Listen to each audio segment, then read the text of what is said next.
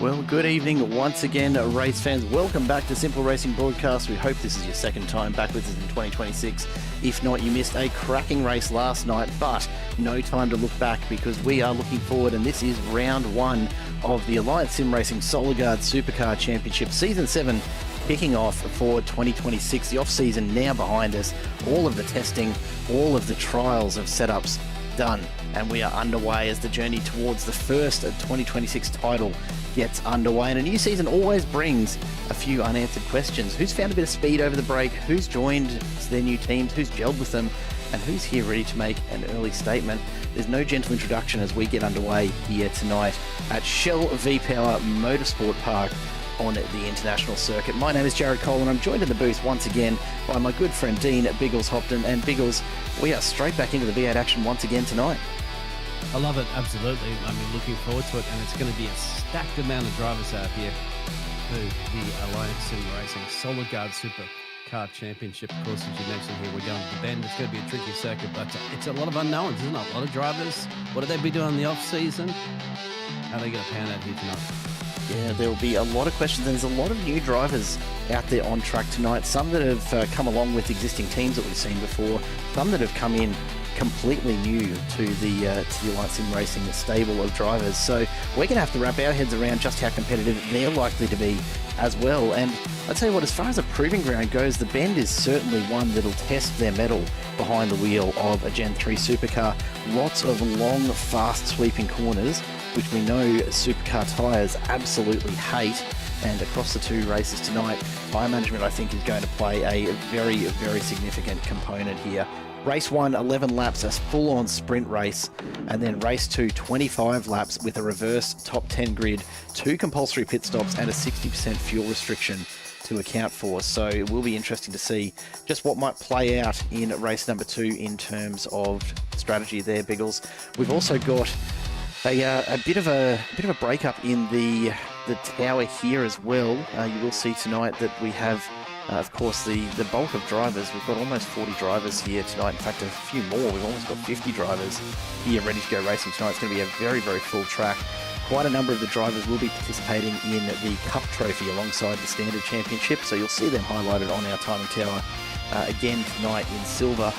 Hopefully a few of them can put in some good times as well.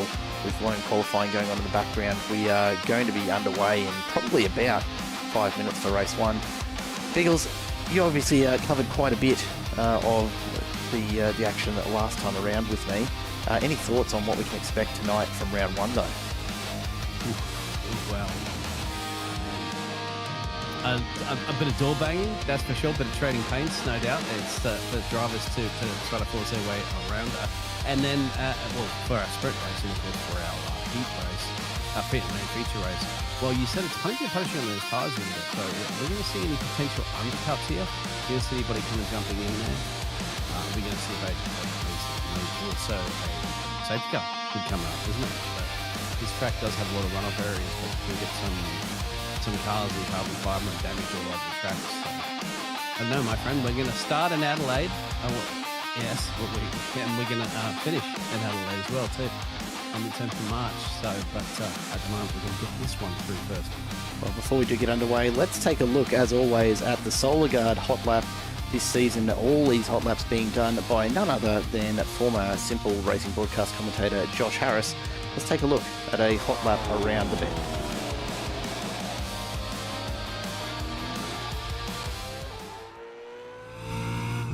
Well, welcome everybody along for a ride of the Bend in the Gard Ford Mustang as we get ready for round 1 of season 7 of Alliance Sim Racing, kicking off tonight. Big long straight here at the Bend to start things as we pop up over the crest, hard on the brakes all the way back to second gear as we get to the apex of turn 1. Little short shift up into third gear through turn 2, and then making sure that we get to the apex of turn 3, using as much of the road as we can on the exit and accelerating all the way back to 5th gear. Little lift off the throttle just to make sure that we get the turn in that we need, and then back into it as hard as we possibly can, as early as we dare. Big braking zone here as we come towards the long left-hand hairpin all the way back down to second gear, and now accelerating back up to fourth gear. Well, this seems like a never-ending series of right-handers, all taking it between 170 and 180 k's an hour. It's fast, it's difficult, it's a dance between throttle and brake to make sure the car gets into each of those corners. Back into third gear now, and really just making sure that we set ourselves up. Important run here, making sure we don't run wide into the grass there and get wheel spin. Up over this little hill and back down to third gear, setting ourselves up for what is one of the most difficult corners on the whole track. Really managing the oversteer on the way out there as we come up over the hill. Double left-hander here, and once again managing that oversteer. Lots of undulation here at the bend. It's a really fantastic track. Back on the throttle again, and we're making sure that we get all the way up to speed, and then we're hard on the brakes for the second last corner, the most difficult on the whole track. Really hard to get the throttle down on the way out here. Up to third, no need to change again.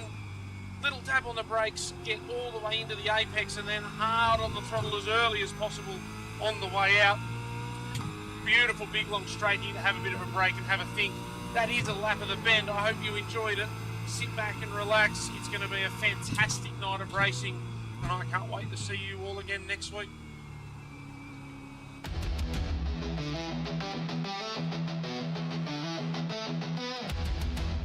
Well, there we have it. A hot lap by none other than Josh Harris, who joins us in the chat down below. G'day, mate. Good to have you along watching.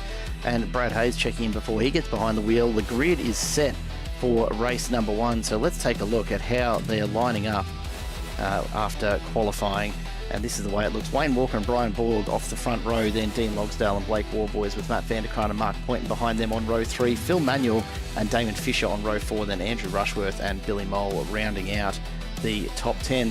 We move further back through the pack there. And Jason Benson, Ryan Palmer on row 6, then Jamie Dyke and David Earl, Jim Capronis and Laura McKee ahead of Troy Stone Street, my goodness, Chad Vigar, and then Mick Clifton and Andrew Listener rounding out the front 20. Joel Usterval and Travis Daly on row 11, then Andrew Hoffman and Stephen Varga ahead of Nicholas Garriosh and Simon Haynes, Jason Douglas and Ernie Toth on row 14 ahead of Brad Grant and Glenn Boyce.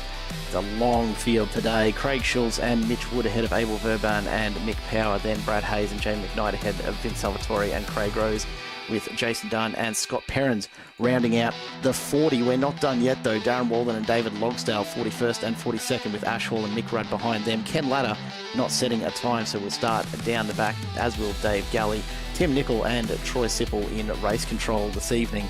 It is a massive, massive field here tonight, Biggles. It's going to be very, very interesting, isn't it, on a standing start to see what's going to be happening in turns 1, turns 2. And, well, essentially after that, remember, it's been the bend, so there's a lot of twists and turns on this circuit. Really only a short back stretch, very, very, very short back stretch, of course, on the main front stretch, where you can get these overtaken opportunities into turn 1. And perhaps you could definitely make sure you nail the final turn as well, too, so that you get that nice little straight run down the stretch. But that's going to be this evening. So Brian Borg and Wayne Walker on the front row, who's going to be accelerating their way into the first corner ahead of everybody else in our first sprint race. Well, defending champion Wayne Walker with the number 1 on his car. I mean, he's come back in much the way that you'd expect, hasn't he? He's right back up to the front of the field. So I guess it'll be time to see what he can deliver in race 1 here. As we said, it is a sprint race, 11 laps, so he's going to need all that pace. You know, Brian Borg, I've heard the name around. I've seen him racing in other series as well, so I'm not surprised to see him up the front of this one.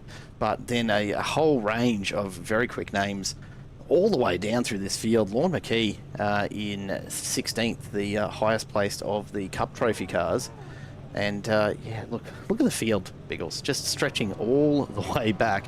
Somewhere down there, we are about to get a green flag waved. I'm not quite sure if we're going to be able to see it from here, but by my count, we have 46 drivers lined up as we get ready to go racing for the first time in 2026. Alliance Sim Racing's Solar Guard Supercar Championship winds up, and we are away. And we head on down a very, very slow start there from Logsdale, and you can see already a bit of chaos further back on the grid as we head on down towards turn 1. We are 3, 4, 5 wide, and this is going to be a very, very interesting start here, folks, as we wait for the field to get sorted out. There's plenty of action. Thankfully, no smoke that we can see anywhere. A few cars off now, of course. I've done it now. We've got big accident here. A number of cars getting caught up as we get through turn 2, 3. I see a 266 Tim Racing entry. We've got one of the fishy cars just getting underway, as well as one of the Angry Birds cars there. All sorts of issues as we do try and get back on track here. I don't know if we're going to have an early safety car from that one. It looks like everyone's managed to get underway, but lots of casualties early on. They have actually, and it did start, isn't it, with Dean not getting a very good launch on there, and he was getting absolutely bogged down and just getting eaten alive by everybody else around him. We've got more incidents as well too. A few more cars involved in that one. It looks like Brad Hayes might be involved there. It looks like Andrew Hoffman has Mitch Wood. A few of the drivers, but they're still going to be continuing at the moment, I'd say, Jared. So it's race on. Race on. Just another little first lap incident, of course, getting all those nerves out of the system, being back in for the first race of the season. Yeah, only 11 laps, so no one wanting to waste any time getting underway. Good to just take a look up front and see what's happening here. Borg and Warboys out in front. Wayne Walker hasn't had the pace on the cold tyres to match as we head up and over the last of the S's, I suppose, today before we finish a lap here at the bend. It's a very tricky track to keep underway, and most of these guys have managed it, but so many cars getting caught up early on, and you can see a lot of movement already throughout the field. Now we've just got to try and keep track of it all, Biggles, because it's a very long list indeed of drivers.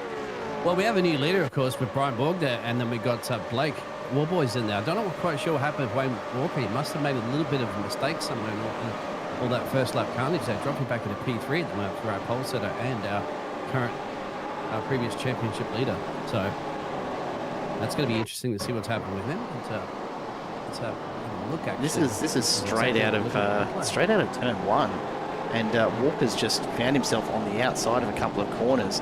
So Borg goes through, but keep your eye on Blake Warboys behind. I think there's the contact that forces Walker wide, and that's what sends him out to the outside and allows Warboys to get through as well. We got quite a bit of movement. Jason Bentz finds himself off the track as well, and now we just try and keep up with everything that's happening here, because yep, there's a lot, and that'll actually bring everybody into play. Wouldn't it? It'll be Rushworth, Bugsy into play as well too. So hopefully my mic's okay or something out there as well too. Maybe a little bit quiet. I don't know. Jared will sort that out, of course. But so far we've had about, I don't know, my friend, probably about 6 or 7 cars that have gone off the track. But I think everybody's still pointing in the right direction. We're further down. A couple of drivers might just come back on pit road. Jason Dunn there, Travis Daly, I think, have gone into pit road's black flag for Jason Dunn as well too for the Southern Cross Racing. But that's the situation so far, my friend, as we're on lap 212.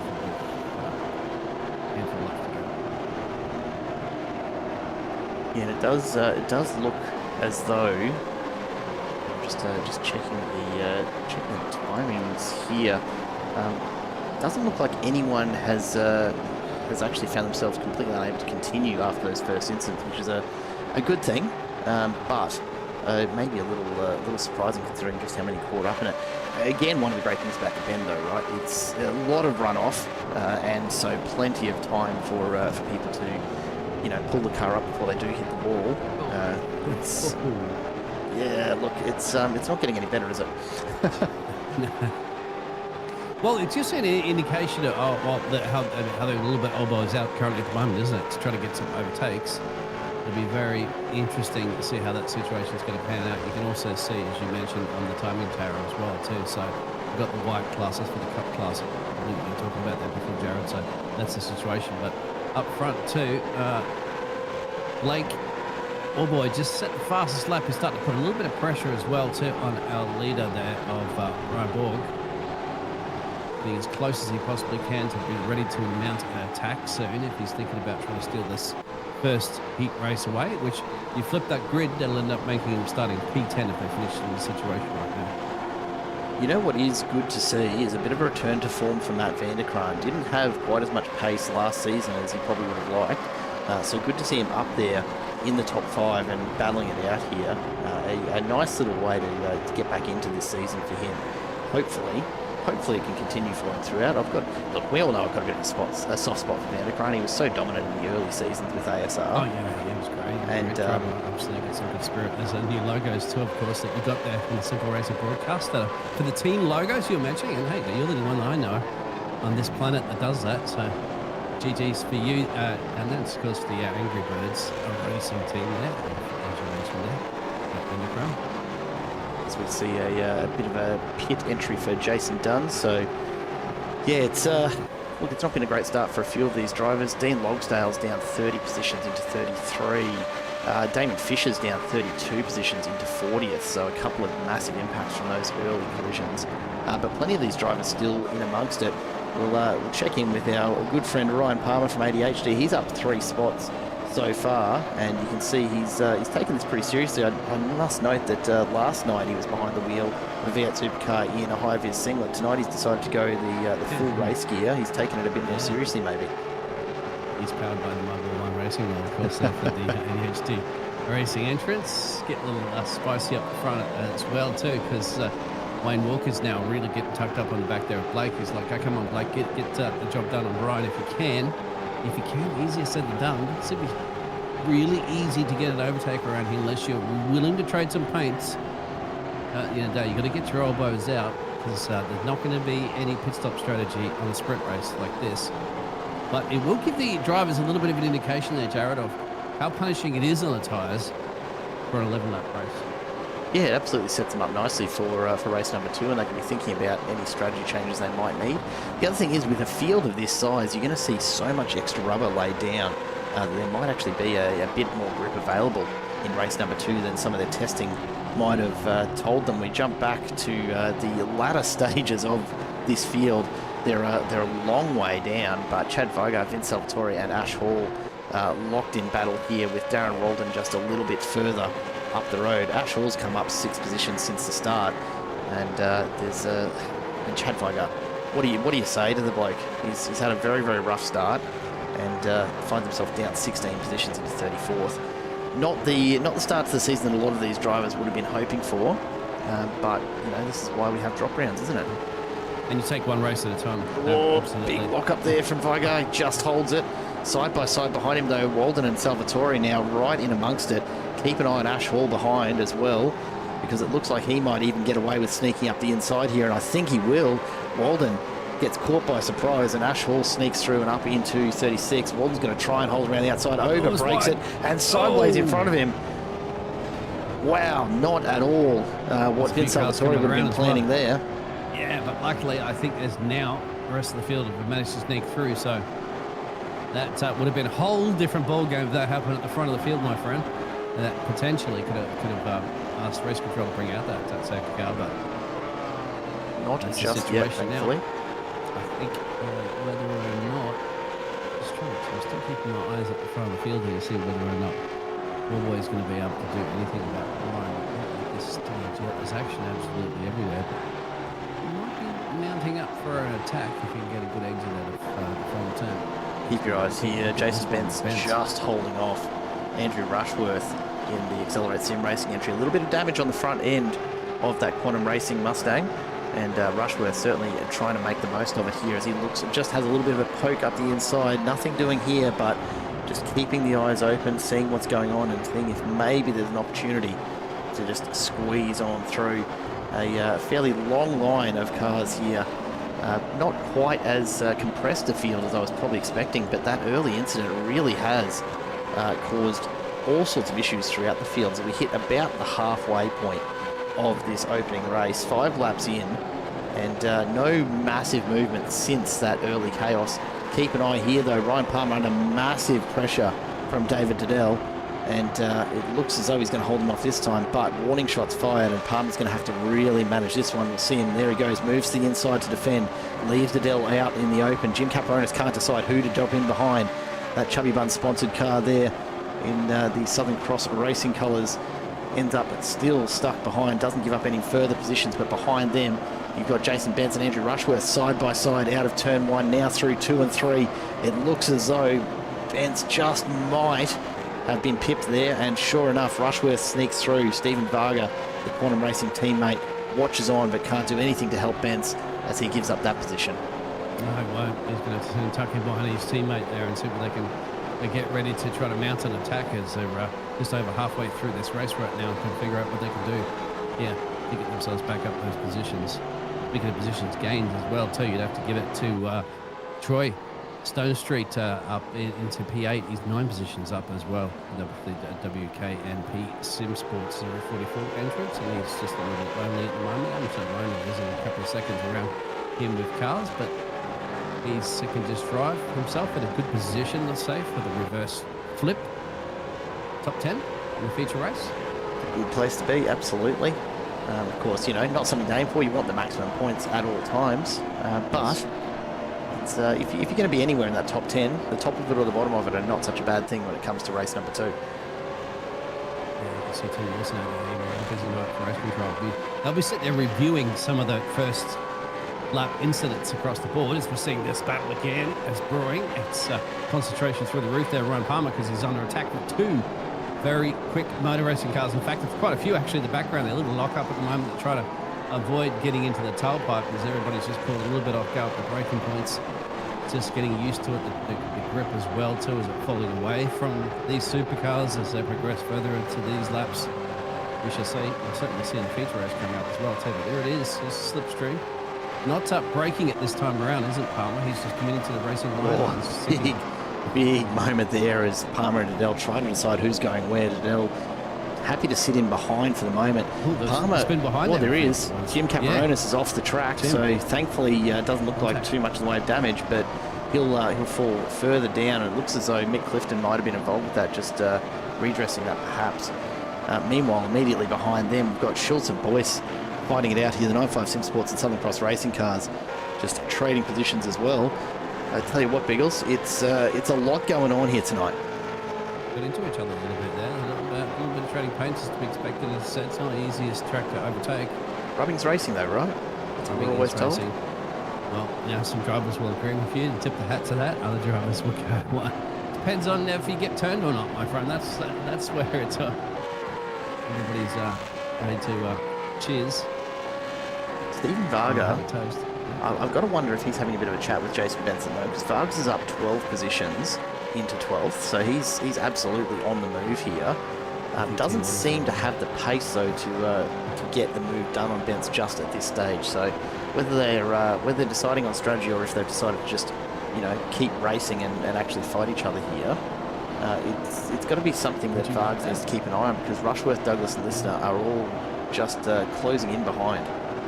Best race of the season, trying to get the drivers to decide who's going to be letting somebody through.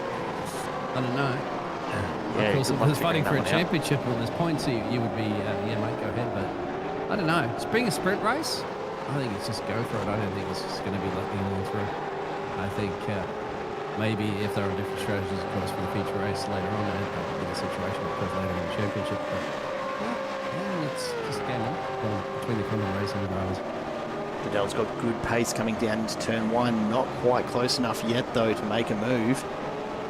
So Palmer continues to hold on. And I thought for a moment there, and it does look at really still on the timing tower. Palmer's a proverbial cork in the bottle, isn't he? That gap between him and Troy Stone Street just continuing to open each and every lap. It's out to 6 seconds now. So really the pace behind Palmer is pretty well stuck there. They look fairly spread out, but you've seen them come together a fair few times throughout this very short opening sprint race. Palmer's in a good position to sit back at the moment if he can hold. Worst case scenario, he doesn't mind probably if David gets through, because remember that you're battling. That's a battle for the front row of the reverse top 10. It absolutely is. Race. So Ryan Palmer, I mean, being 6 seconds down the road, it'd be very hard for him to catch up to Stone Street there. Troy, one of the biggest gainers so far in this race, one of. But if I was Ryan Palmer, I'd just try to hold on to this position, because that's a front row of the feature race, and you get Ryan Palmer up the road there, and you can continue, get into a groove of that pace, get into those 53s, because at the moment he's been in the 54s and the 55s, and 53s is the target, the top 5 or 6 drivers are doing. Everyone seems to just have settled in a little bit to this pace now, so hopefully hopefully a nice clean finish to this race, and it doesn't look like anyone's too intent on throwing any massive moves at the moment. This is probably the closest battle on track at the moment. Schultz, Wood and Power all just tucked in at the back here, with Boyce and Grant just a little bit further up the road as well. Mick Power is doing the best he can to just hold on to the back here, but always difficult when you're at the back of the accordion like that. Mitch Wood's up 7 positions. Dean Logsdale behind them, you can see just trailing a bit there, just entering the corner now. Down 24. Troy gets past Phil as well too, so Troy makes himself up to P7, but that was still close. Phil Manuel's going to fight that one a little bit, as you can see there, Troy. So another big game. That once again is up 10 now, 10 places, and you can have a look at the mistake. What if it's just a mistake or just have a look at the replay? You can see he's following him through at the moment. Oh wow, he just sets it up at the inside there. I actually think that Phil Manuel has just let that happen a bit. I'm not sure why exactly, but I reckon he's let that happen just a little, because that did not look like full race pace through there. We'll come back to this one though. Grant and Wood now swapping places. Wood goes up the inside. Take a look at Power. He's having a big look up the inside to see if he can follow through. Can't quite get there this time around. Just a couple of laps left, but certainly signalling intentions here. Oh, David's off. Sorry, cut you off there. David Lundell's off for the 266 Sim Racing. There he is. So it was in a nice little close battle, I think, up there with Bents as well too, and Bargsy all around there. So I wonder if there's been some contact in there. Yeah, definitely some contact, I think, on that one. Bents comes up the inside here. Right, yeah, there's tag. Probably a bit of a nudge there from Jason Bents. Would be safe to say. And that sees Diddell off the track and drops back down to 20th, which is a shame. Yeah, from the third floor apartment to the outhouse, essentially. Well, he's down 21st. Well, yeah. Look, this is the thing. We've got what 45, 46 drivers out there tonight. So plenty of opportunity to not be finishing down the back of that, even if you do drop a few. Keep an eye on Rushworth, Vargsy and Bents now. Now they're going to be defensive here for the Quantum Racing drivers, because there's Rushworth trying to put pressure on them. They can work together. This is when you get your teammates in play. You say, let's be a blocker. You know, you sit there and you try to hold him off as much as possible, but Rushworth's having none of that, my friend. He's going to try to go literally around the outside there of Vargsy. Vargsy's going to commit to the inside. Look at the wheel spin as he gets the power down. Almost will compromise him here, and Rushworth's going to try to stick his nose once again around the outside, which will turn into the inside line here now.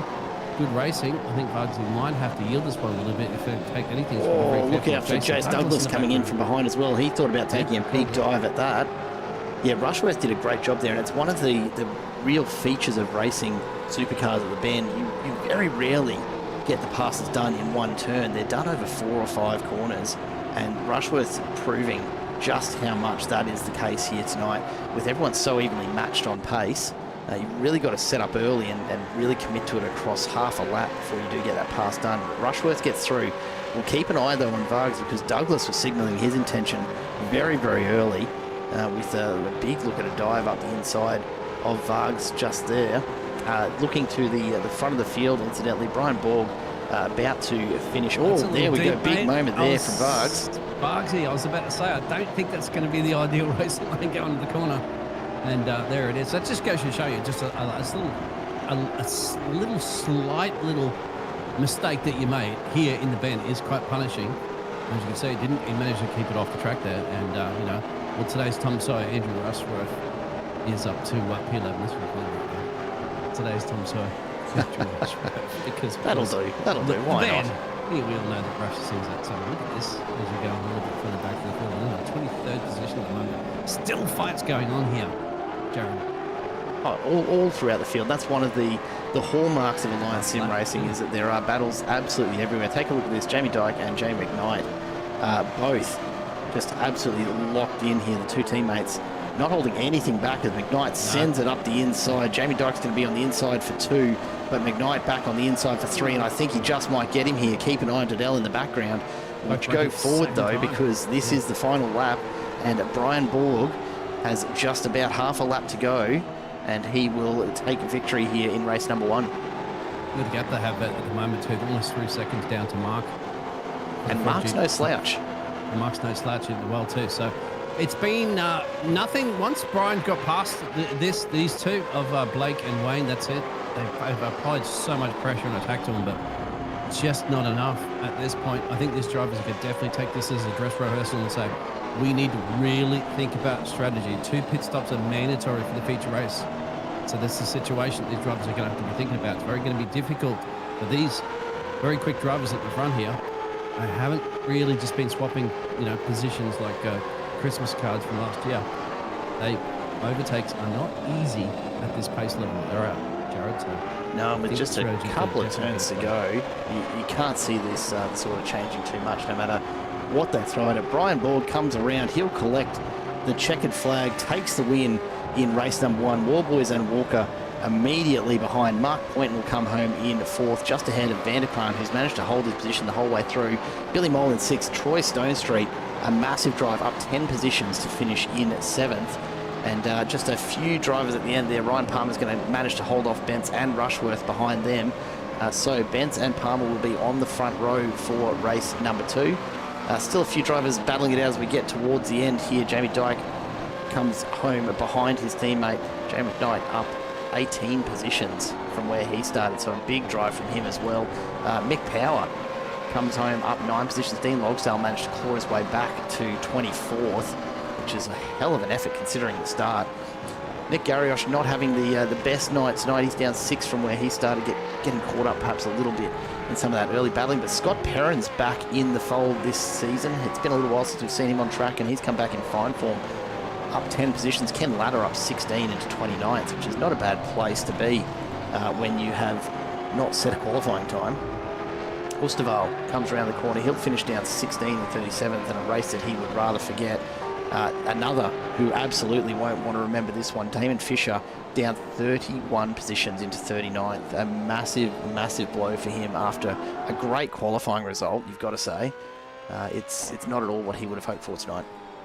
Lap 1 incident that he was involved with, Nicholas, Joel, Dean Logsdale, we saw it walk down a little bit, Jamie Dyke, Trent Car, Travis Daly as well too, all involved in the first lap incidents per se of Andrew Hoffman, Brad Hayes and Mitch Wood as well too. That put them down on the back foot. But hey, you got to give, there's one race that you say, okay, one bad race that you want to have of the year. I'd say always the first round, mate, generally. And this is just the first part of it. But, you don't want it the last race of the season, do you?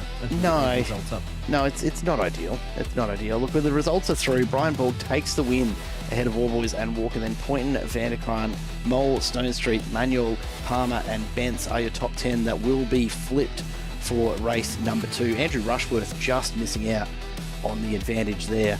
Jason Douglas came in 12th ahead of Varga and McKee. Then Haynes and Listener. Jim Caparonis and Jamie Dyke ahead of David Liddell and Glenn Boyce round out your top 20. Lorne McKee takes the highest points for a Cup Trophy participant in race number 1 there. As we go further back through the field, Mitch Wood ahead of Craig Schultz and Dean Logsdale crawling his way back up to 23rd. Mick Power and Brad Grant ahead of Hayes and Toth, and Ladder and Perrins with Gariosh and Vigar behind them. Mick Clifton and Andrew Hoffman coming home in 32nd and 33rd with Walden and Galley behind them. Joel Osterval and David Logsdale ahead of Damon Fisher. Mick Rudd and Travis Daly rounding out the top 40 with Vince Salvatore, the last driver to finish on the lead lap. Jason Dunn, Ash Hall and Craig Rose all finishing a couple laps off the pace. And Abel Verban having a shocker of a start. I know he was having some issues with his connection and hardware by the sound of things before this race, so it sounds like that may have gotten the best of him, I suspect. Yeah, they may have, and well, with that amount of drivers on the grid, for somebody not having some sort of technical issue, it's just bound to happen. It's hard to believe that anyone wouldn't have a technical issue there, right? I've seen it almost a couple of times today already in some broadcasts as well too. Somebody unfortunately gets the other end. But real life motor racing with that amount of cars out there, I guarantee you somebody would have had an actual car problem at some point as well too, like an oil leak or water leak or something like that happens in real life. Well, and USB disconnecting or a steering wheel disconnecting or something like that happens in the virtual world, Jared. Tell you one thing that won't happen. All right, you won't.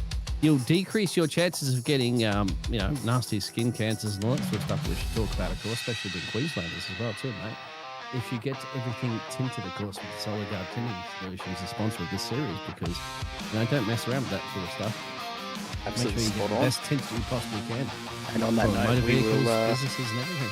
on that note, we will take a very quick break for a word from our major sponsor. Providing the best for your family means a healthy, secure, and comfortable environment. But the daily risks your family faces are often invisible. Solar Guard performance films protect what matters most to you. While you're concentrating on the task at hand, we're protecting your family from uncomfortable solar heat, harmful UV light, and glare. Our window films and protective coatings are designed with decades of technical expertise and provide a vision towards the future. Solar Guard provides added protection to the places where they're needed most, creating invisible barriers for increased security. The people of Solar Guard design carbon-negative solutions that can help reduce energy costs and improve comfort. Allow us to tackle the invisible challenges so you can focus on the important things in life. What matters most to you? We're on it. Saint-Gobain, Solar Guard.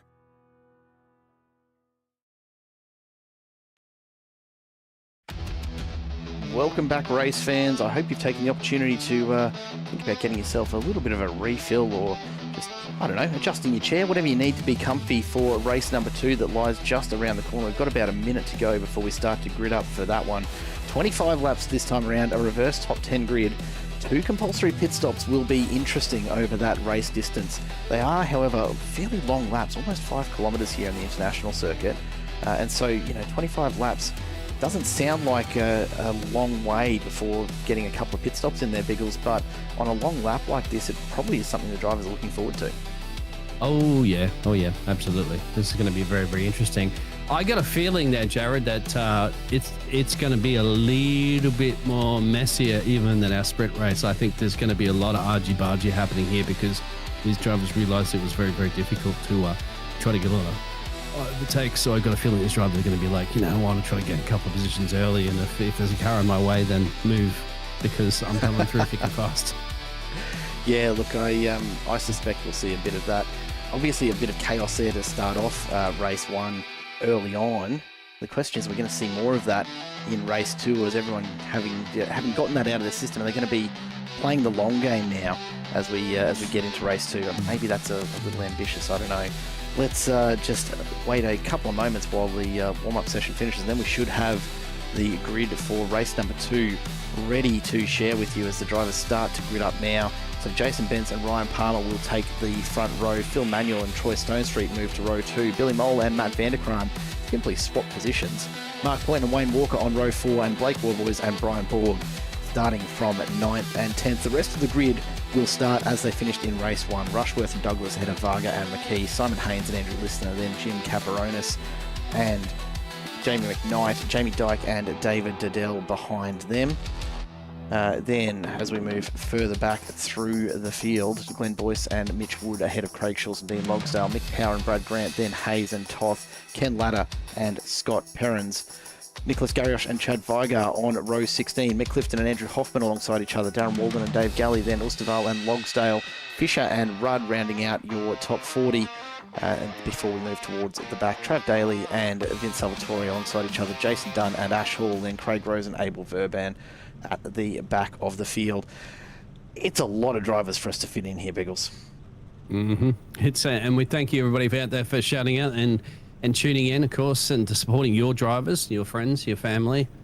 Get out there and give them a shout. Sometimes you'd be surprised. The race director up here as well too, Jared, he doesn't mind swinging the camera any once in a while. He gets a chance at somebody if you're calling out a certain driver. I mean, always happy get a to little go and check in on people. The only thing I'll ask, of course, Biggles, is when we've got 45 plus drivers on the grid, give me a second to find them in the list, will you? Yes, exactly. And of course, if there's action and they're driving around by themselves, it'll be a little difficult as well too. But this will be the situation. Will there be, once again, could there be an early safety car coming out here, and just what would you do for a fuel strategy as well too? You get that first pit stop over. We're going to see everybody jump down there and push your CPU, GPU off the limits when every car's down pit road. Look, I think we'll manage. We've got a pretty solid setup. It's survived pretty nicely through a whole lot of seasons. This says nighttime, and then so we can. Well, yeah. Look, nighttime thankfully won't be coming around all that often throughout any given season. But yeah, mate. Look, we've run 60 cars before, so you know we're still well within the limits. We're not going to break the Simple Racing Broadcast Network tonight. It's not going to happen. Look, hopefully not. I wish you hadn't said that, mate. But we'll see how we go as we get ready to go for race number 2. The lights are up. Benson Palmer are going to take us away. The lights are out, and we are away. And look at the launch from Ryan Palmer. He is absolutely a Gen 3 specialist when it comes to getting them off the line. And tonight is no different as they make their way down towards turn 1. Let's see what sort of chaos unfolds here. Flashing his lights as well too. For some reason, he gets into the first corner. Jason Bentz, Tony Stone Street as well too, and Phil Manuel, Billy Mole, Wayne Walker as well too, Matt Van der Kraan. That's all happening here at the moment there. Look at him just snaking on through here, Jared. Andrew Hoffman having a bit of a moment there by the look of things. I'm not sure quite what's happened there, but he's dropping it back down through the field. He's lost a few positions through turn 1. But Palmer and Bentz taking full advantage of the clean air while everyone tries to sort themselves out behind that. Van der Kraan and Warboys now side by side as they snake their way through. Look at Palmer and Bentz starting to open up a gap already to Stone Street. They want to take all the advantage they can while they've got it, because they know once this single file racing line starts to get underway, it's going to be very, very hard to really keep the pace of Wayne Walker and co from overwhelming them. Just for the moment, though, Palmer and Bentz out in front, starting to open up that gap to Stone Street. It's out to 8/10, and they will be trying to extend it even further if they can, as the field comes charging on down. Here comes Warboys as well, too, on Phil Manuel. But it looks like we also had Brad Hayes go off somewhere, and Chad Vergara as well, too. So, but right here, some overtaking opportunities. Phil Manuel there and Matt Van der Kraan. Brian Borg, race 1 winner. He's sending one up the inside as well, too, there, Jared, trying to get an overtake, which he has. 2 positions gained already. He's right next to Van der Kraan. Van der Kraan's not going to want to give this one over because he's an angry bird when he's behind that wheel, and he's a pleasure of a gentleman when he's not. But once he gets just out like of the anything. car. Yes. Yeah, look, not actually all that surprised to see Borg starting to make some moves. We saw in race 1 just how quick he is. Ryan Palmer's gone in pit tyres. road. Pit lane. Oh, he's He's the massive undercut. Yes, sir. That's strange. And he was got over and done with. I mean, from the race lead, just says, no, I'm done with it. A few other drivers coming in with him too, Damon Fisher and then Chad Vergara. But you can understand from them, Chad Vergara was down a little bit at these places. But wow, early call from a man that was taking it to the lead of this race. And look, it's not surprising with 2 pit stops to be made. He is counting on either a safety car about halfway through this, or just playing out in the clear air. He knows that he's got realistically the biggest advantage that he was going to get this race was being out in front, and he's taken full advantage of that to open up a little bit of a gap and now take the early stop. Simon Haynes under huge pressure here from Andrew Listener and Jamie Dyke as they desperately battle to be the first one past. We're almost going 3 wide here at times. Dyke's decided to settle it back down and drop in behind. So that Guard Quantum Racing car will stay in P15 for now. But lots and lots of pressure, and look at the lineup of cars still behind him when you've got this many supercars on track.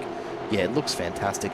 We'll go back and we'll take a quick look at what happened to Brad Hayes earlier on, and just off in the grass there, and I'm wondering if maybe on the turn, just a bit of contact, a little more contact on the inside, and it's slowed him right up. Thankfully not too bad, all things considered. Chad Vigar was the other driver caught up in that as well. The Angry Birds car, you can see middle of your screen now. Just squeezed. Bit of a nudge going on there. Yeah, no, that's it's 3 into 1 really in that corner. Or you can do 2 through there, but it's inevitable at that point that somebody's going to get. But it could have been a lot worse. Could have been 2 or 3 cars turned and pointing in the wrong direction. So that's off. I think that's could have been. That's the situation. Could have been any number of things happen there. It would have been interesting to see, as we're going to see an attack for P1 as well too, as Troy Stone Street, one of the biggest gainers, of course, in our first race. He's putting pressure right now on Jason Bentz. I think he's going to get him up his way up to the front. I think he might actually as well too. So I just was hoping to see the situation there from Palmer to see what sort of pace he would have leaving up front there. But, is a one lap and just said, no, we'll see his pace a little bit later on, of course. This is down to the P41. That's the thing, right? Taking that early pit stop when the field is so compressed, you're going to lose a huge number of positions. The thing that Palmer's going to have to really watch now is whether he's going to have to fight through a lot of traffic. As a result, we see a bit of a battle back here for 25th, Clifton Osterval and Power just trading positions as well. Lorne McKee finds himself he's off spun. Yeah. So thankfully, no damage done. Somebody else as well too has had to react to that. I think it's Andrew Listener. Yes, Listener. Now he's got back on that. Good thing about the bend, of course, is there's plenty of runoff area out here in South Australia. You've got the whole Nullarbor Plain if you go just down the road. Yeah. Go ahead. Wasn't expecting them to use quite so much of it at this point in the race, but here we go. If the grass is there, you may as well take full advantage, I suppose. Some of the other drivers not doing that. Grant, Schultz and Toth at the back of a fairly long train here behind Joel Osterval. And really, what's most surprising to me at the moment, Biggles, and maybe it is just a factor with so many cars on track, but there's really not a whole lot of gaps opening up anywhere in this field right now. You've got a gap back to Phil Manuel of just over a second behind Warboys, and you can see that just in the back of screen here. Yeah, two major gaps there, and then you go down to Jim. There's really nothing until Jim Caperonis, who's 2 seconds back from Rushworth. It's still really, really compressed, and 3 laps in, I guess it speaks to just how little difference there is in pace between the drivers. Now, they are running a fixed setup here as part of ASR, of course, but really just very, very impressive to see such evenly matched driving at this early stage of the season as Warboys has to think about going up the inside of Walker. Can't get it done. Walker, for his part, is keeping a very close eye on Billy Mole just ahead and looking for an opportunity to just nudge the nose in and get alongside in one of these corners. A few swaps happening further back. Clifton and Boyce just changing it up back there as well. And then behind this group, Phil Manuel, Matt Vanderkraan, Mark Poynton, and Jason Douglas just a little bit further back as well. These guys are all actually stacked up behind Brian Borg, sorry. The move, though, just ahead, this is the one Wayne Walker's been waiting for. Mole's still on the inside, so Walker's got a little bit of extra pace. He's just trying to find a way to get the car to the right side of Billy Mole to really take advantage of it. This is the thing we said earlier in race 1. You very rarely get that move done in one corner, and so you've got to be very, very tactical about where you put that car when you start to make that pass, because if the track reverses, you lose that advantage because you're straight back on the outside. Exactly, and on top of this, Brian Borgie's going to love this as well too. It's allowing him to catch back up to this pack with Blake and Wayne, as they're basically caught right there behind, you'd say, Billy Mole, and that's the situation that's going to be. Because, these drivers as well, too, Wayne Walker, Blake Warboys, and Brian Borg, they've all been chasing each other, remember, in that first race. So they're used to how they've been racing each other. They're not used to the number 12 WKNP Sim Sports Billy Mole. So they're going to have to see if they can dispose of him pretty quickly, catch up to Jason Vance and Troy. Troy's got some pace. Troy could certainly win this race as well, too, because, as you said, one of the biggest gainers there, probably a little bit not showing how his race performance was from his qualifying, but certainly it's one to look out there. Just to give everybody a little bit of update too, Ryan Palmer is in P38 now. The leader of those drivers taking pit stops as we see Wagner heading for his pit stop right now too. I'm just going to extend this battle box for tonight, given how close some of this racing actually is. We're going to bump it up. We usually just show 5 cars in there, but let's show a full 10, because I think that really does give the idea of just how close this actually is between all of these drivers. This will only show drivers that are within about a 2.5 second band. Or bit of contact there. Yep. Yeah, Poynton's going to take advantage of that. Just squeezes past Phil Manuel. He'll be back on the outside again, though. Matt Vanderkaan's going to get a little bit of a reprieve, but only for a moment. Contact there again. Poynton and Manuel just jockeying for position. Jason Douglas right behind, waiting to pick up the scraps. He's not going to get a chance. Manuel makes a smart decision and drops back in behind. This is not a section of track where you can really go side by side. It looks nice and wide, but there really is only one line to take through this section. Many people watching as well too. Thank you for tuning in for the Alliance Sim Racing, sponsored by Gard. For our first feature race of the season, the sprint race is done and dusted, but we have another 9 more rounds after this. Of course, we will head back to South Australia for the finale in Adelaide, but This is a track that, once again, the bend, you have a bit of a runoff. There's plenty of grass to go off, but you wait till we get into go over there in round 9, mate, at Circuit Vilna there. Circuit de Vilna, where there's That'll be an concrete interesting one. fences Absolutely. at that point. But Back to some more traditional Suzuka, a few circuit others. style balls, etc. Yeah. Yeah, and the Glen, of course, coming up as well too. But it looks like still that battle is just continuing. You can see right now. Walker's So I coming think at the moment Wayne Walker had to do something. He was getting a little frustrated being stuck there behind Blake and Brian, and at that point it was just like, okay, well, a little bit different situation. Actually, he was getting frustrated being behind Billy Moore, wasn't he? So he's just said, you know what, I'm going down pit road. Nicholas is going down pit road. Glenn Boyce, Craig Schultz there, and Ernie Toof are also heading down there to switch it up. It'll be interesting to see if Ryan Palmer's going to jump all those drivers by taking that early pit stop on lap 1. Have a look at this. Teammates battling again. Fishy Motorsports, they've told us over and over again that they don't hold anything back and they're quite happy to battle amongst themselves. And more evidence of that is Jamie Dyke and Ken Latta swap positions a couple of times in a couple of corners. Meanwhile, Jim Caparonis out in front of them is quite happy to just let them battle it out and enjoy his time with some clear air ahead of him. Simon Haynes right behind in 14th as well. Yeah. Wayne Walker's come out ahead there, Ryan Palmer as well too at the back there. So that's hasn't gained enough there. In fact, he's lost a couple of places there because Wayne Walker was a lot further back there. As you keep an eye on the battle, I'm just giving you an information come out of the pit lane situation from that early undercut.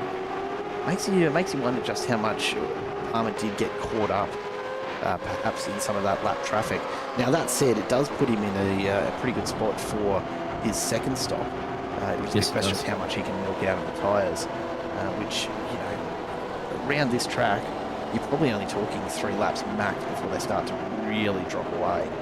As we see a fairly close battle forming up here for P4. Brian Borg, Vanderkram, Warboys and Poynton all mixing it up as they head up a fairly long list of drivers. We've got Phil Manuel, Jace Douglas and Andrew Rushworth right behind them as well. It's Brian, good job there getting past a few of those drivers. In fact, he's heading in the moment. So is Look Blake. at all dive in. So is Mark. So is Phil Manuel. So that's going to be contact in the interesting. background. Contact on the entry to the pits. We've got 2-3 cars off the track. Jim Caparonis getting caught up in that. That was contact with a fishy car. Motor blowing there. It looks like... Was that Ken Latta who got caught up there? I think it might have been. It is Ken Latta. Yep, he's trying to reverse back. Oh, be careful reversing too much on there. They want What's to get back happened into on pit the road. entry here?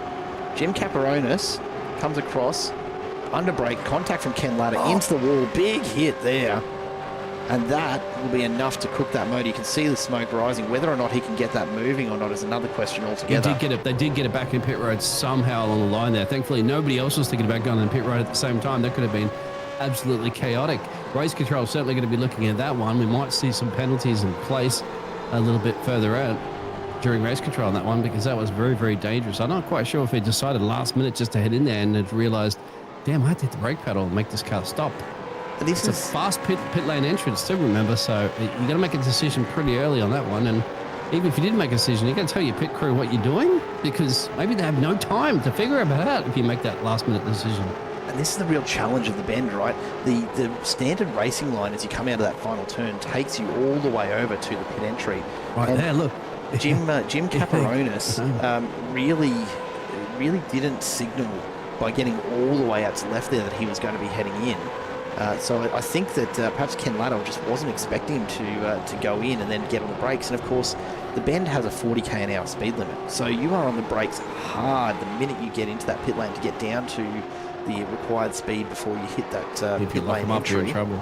Yeah, because you end up with a stop and hold if you're coming too hot. So Tony's in, Billy Moll's in, Matt Vanderkran's in, and Jason Douglas as well too. So they're electing to get that one. Put Jason Benson to lead there, and Andrew Rushworth, Jamie Dyke. Mark pointing up the inside here of Darren Walden. He's going to make it stick, and it looks as though Brian Borg going with him as well.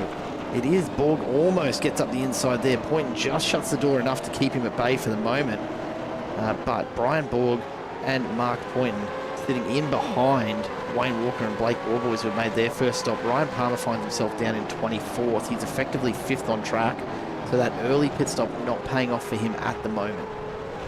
They had to clear a few cars at the moment as well too, of Ash Hall and also Darren Walden that haven't pitted yet. So that's been throwing them off a spanner in the mix as well too, as the other drivers are trying to make their way up through that traffic of course Ryan Palmer there, Phil Manuel and stuff like that. So those drivers, it's interesting. We have the top 10 drivers are yet to pit at the moment on the 2 mandatory pit stops in this race there, Jared. Rest of the field have all come down this one time.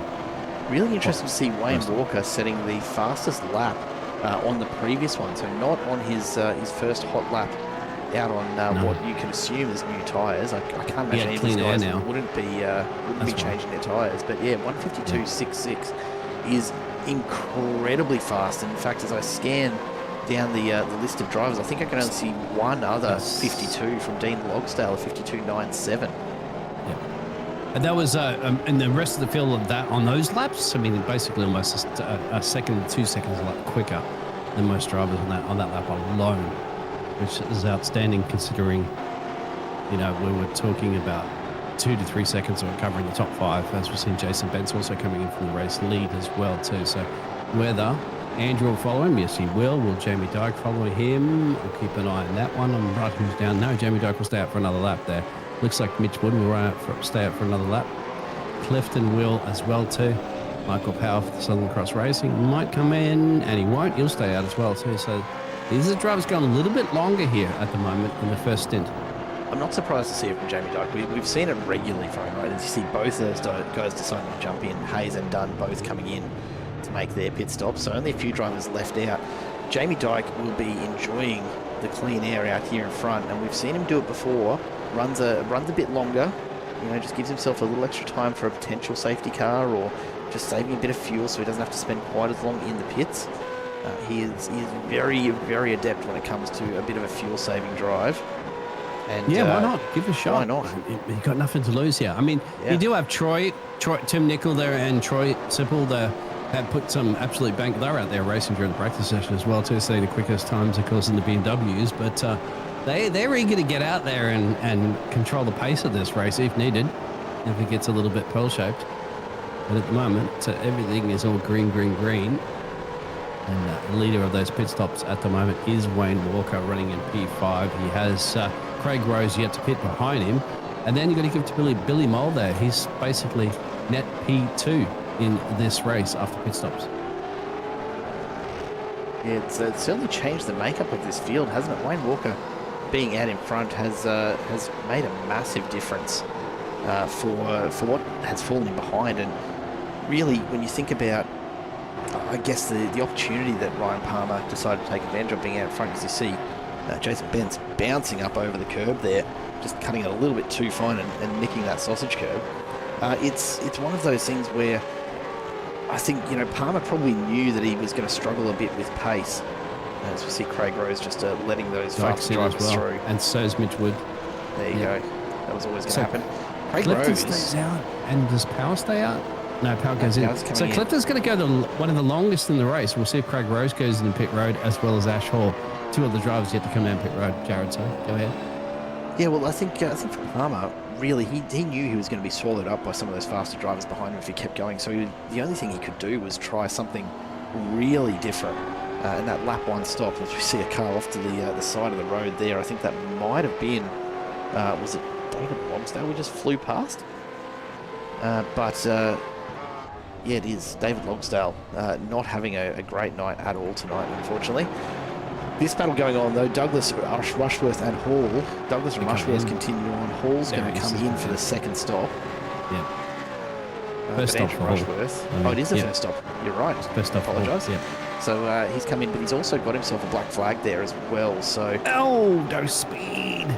So it's only Clifton now. Is there anyone that hasn't come in yet? And he's a race leader for the Accelerate Sim Racing, but you got Wayne 25 seconds to change down the road from him. So Wayne will take the lead of this race. Yeah, it's interesting. So if you want to go from that situation early on that pit stop, Ryan Palmer that led this race essentially in lap 1, he's in P10 now. So that early undercut cost him. Do you think that they would have 10 cars would have overtaken Ryan Palmer if we got to this situation in the race on now on look, lap 10? You know what? Hindsight's 2020. I don't know that they would have, and I think maybe again with hindsight, he would have been better placed to run an extra couple of laps and hold his position out in front before he tried the early one. But ultimately, a lap one pit stop is not a bad idea if you can get the distance out of your tyres. It's a big slide under brakes on entry there, because I would almost guarantee that Palmer has not put a new set of tyres on at the end of that first lap. There's no point doing that. And what that does is it knocks over, and here goes Jamie Dyke past Ryan Palmer up the inside. It does mean, though, that Palmer's going to be out on these tyres along a big slide from Jamie Dyke as he gets the power down, and Palmer takes advantage. He's back up the inside, under brakes. Jamie Dyke's going to put huge pressure on, get right up alongside him. A little bit of gap there, but look at Ryan Palmer just sliding that rear end out, and he's now under pressure. Phil Manuel has a look up the inside. This is the risk he's running. His tyres now are very, very old. Phil Manuel tries to get it pulled up, ends up in the didn't wall. get into pit road there, did he? Oh, what happened there in the background? You saw that in the pictures too. Josh Harris, another victim to the Ben pit lane entrance. Josh Harris, as Josh Harris was mentioning in the chat as well too. Bad pit lane here. Yeah, just confirms it over and over again, doesn't it?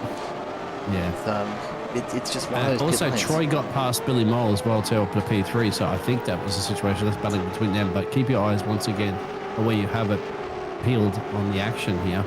As Mark Clifton still stayed out for another lap, that race leader. Keep an eye on that. 24 seconds gap to him and Wayne Walker in P2. Simon Haynes sends it up the inside of Nick Garriosh, picks up an extra spot, and now he'll be on Ryan Palmer's tail. Palmer is really struggling with those tyres now. You can see the pace has fallen right off. He ran a 55.7 that last lap. His best has been a 54 now. I mean, that's not bad pace at all, but he is absolutely struggling at the moment as we continue to see this battle happening for 16th. Douglas and Rushworth right in amongst it. Rushworth is all over the rear end as you see Douglas is trying everything to just cut a little bit more out of the corner, hits that curb, and lucky not to have Rushworth belt into the back of him there. Clifton is into the pits now. Yeah, he is actually going to cover other drivers heading the pit road as well too. The drivers are black flagged. Phil Manuel and Travis Daly also got black flags, I think, with Darren Walden too. So Wayne Walker will take the lead of this race, our previous champion here for the Alliance and Racing V8 Supercar Championship, or V8 Supercar Championship. But that's the situation as it is. And what's also interesting, as you mentioned, I mean, it was a good gamble, you'd have to say, for Ryan Palmer, but he's got to get back up to that race pace. He's got Simon Haynes behind him currently at the moment, Jeremy Dyke up the road. But, you know, if a safety car... He's actually coming in again. Ryan Palmer's coming in again. I'm not surprised. For the second time. It's the halfway point of the race. If the safety car came out, he would have been smiling pretty, isn't it? If the safety car came out, like, say, lap 3 or something like that, then he just would have jumped everybody. But, you know, and it's again... It does also mean, though, that if a safety car comes out from here on in, he's going to be in a great position because he will have already done that second stop. So he's made the best of it. He's made it to the halfway point. He's swapped out those tyres now. And look for him to run a bit of a higher pace when he does come back out on those fresh tyres. But he's got a lot of work to do to make anything of it. And we'll just have to keep an eye on the tower and see if he does manage to climb back up through there. Mitch Wood up the inside of Boyce manages to get it done. A little bit of panel rubbing, but of course this is Supercars. It's to be expected, isn't it? Yeah, you got to. You have to around here to get an overtake done. We've seen it. 100%. It's been proven. I actually thought that there was a lot more carnage. It would have been a lot more carnage in the feature race at the start of lap 1. But they did. Yet. They were pretty cool, calm, and collective, I think, realizing that RG Bargy might send somebody into the kitty litter. As Josh Harris is still talking about the pit lane entrance there. Absolutely. I just noticed Grim's in the chat as well. G'day, mate. Good to have you back with us for another season. Hope you're enjoying the racing so far tonight. Touch wood, we've had a bit more success tonight with our connection to YouTube servers, and we've managed to make it through halfway into the second race without dropping out, so I think we'll call that one resolved, and I'm pretty happy with that for the start of 2026, Biggles. Yeah, I mean, you know, I contacted my buddies over there at Google and I said, okay, appreciate that. I mean, I've been to both the New York and the California offices as well too. I've got shares in Google, so I've got power. I swung my vote. I just appreciate you doing whatever you can for us, mate. This lineup of cars continues. I mean, there's a fair bit of lap traffic in amongst it as well, I'm sure. He's in the pit road for his second time as well. there's so in many last so many of these cars that are a big issue there for Jim Caperonis, just getting deep under Getting brakes out and of the finds way. himself off the Think track. as Here we well. go. Rushworth's going to look for the move on Douglas. He's up the inside of one. Lock up there from Douglas into one. That's going to be enough for Rushworth to get his nose back in front. And now, if Rushworth can start to open that gap up, this might be Douglas off the back and needing to really fight it back from there. Rushworth's going to come after Varga. Douglas will drop well back, not the entry into one that he would have hoped for. And finally, Rushworth manages to squeeze on past. A little further back behind them, Grant Listener and Wood continue this battle for 17th. It doesn't matter where we look tonight here, Biggles. There is something going on absolutely everywhere. Boyce and Clifton as well, side by side into this left-hander. A bit of a lock-up just ahead of them from, it looked like, was that one of the lapped Angry Birds cars? It is. And yeah, it is. And Clifton as well too. Remember, he's just come out of pit road and racing on lap 11, so he's got it looked like he took tyres, 23-second pit stop. It was actually overall a 1 minute pit lane time that I'm showing, so very, very long on that one. But let's see how it ends up. Maybe a stop and hold, maybe a little bit of repairs. It's Could have been hard a to little bit of say. repairs. Yeah, you're right. For Southern Cross Racing driver. I've got a question in the chat from Daniel. G'day, mate. What are the little asphalt strips on the side of the track in certain parts of the track? Does that stop the track puddling on the grass? No, that's just for you, the bike riders. I think that's what I thought as well. Yeah, great. Yeah, you read my mind, actually. I don't know. We'll have to go to the almighty, powerful Jared for his knowledge on that one. I was Maybe actually somebody going to else in the say chat. I might ask Josh Harris to jump in there because I reckon he'll know off the top of his head. Yeah, Josh would. As to exactly which ones. Bugsy comes in for his second pit stop as well. All I tend to be looking at, Daniel, is the ripple strips, mate. So it just if you give me No, some Jared more looks guidance. at the fence up at the top of the hill there in Bathurst. Don't you, Jared? No, we won't talk about that look, too soon. it's still too soon. I was upside down. What do you want me to do? Listener and Wood into turn one. Woods decided not to make the move this time around. We're starting to see some of those second stops flowing through. Warboys and Mulder, two teammates here up in third and fourth, being Blake, chased mate. down by Bents. Actually, yeah, exactly. Well, there's also the Blake and Billy show as well too. Yeah, well, that's it. Ben's Billy and Blake show. Not a law firm. It's not a massive law firm. This is the Solid Gard Alliance Sim Racing Supercars Championship, and where is Josh Harris? I can only hope that here we go. There he Joshy. is. It's like you summoned him. Daniel, do you mean where the other layouts joined? Yeah, there are a million layouts here at the bend. Absolutely right. right. Unless Daniel means the green asphalt a little bit further out. No, he's talking about a little tiny little strip. As I said, it almost looks like one of those little lanes that you have for bicycles. It's on the inside. You'll see it soon. Where are we looking? Have I not noticed this at all? Have I been so focused? It's there. You'll see it. I'll let you know when it's there. Okay. I'm sure as well too that it is there. It's like a. It's a bike lane around the bend. Is that what Yeah, but it's on the inside apron near the chicanes. So yeah, okay. you'll see it some parts keep of an the eye track. out for that. Yeah. Come around to start a lap number 15. Warboys, Mole and Bent still locked in here. Vanderkraan was all over the back of Mark Poynton as Poynton dives into the pits for his second stop. So we're going to see a lot of different strategies starting to come together as we get closer and closer to the end of this one. You can see lap traffic staying well off the inside and allowing Vanderkraan through. Now, whether that's going to cause any issues for Jamie Duck, I don't think so at this point. I'm going to watch really closely. We're talking that bit off to the side just there. Yeah, it was actually in the first couple of turns as well too, but the camera at the time to show it. But it's there. It's there. Was Might that have in been a around the couple of turns. outside? No, it's on the inside chicane on the grass near the entrance to the apex, but we'll see it. Trust me. Okay, I'll make everybody look out there. I'll keep Give us looking. give us a like and if you happen to subscribe as well too, then maybe Jared will spot that one for you. But have a look at this action we're seeing currently at the moment between the Cup Classics drivers here, you have to say too, because in that timing tower, they're the ones that are battling their own individual.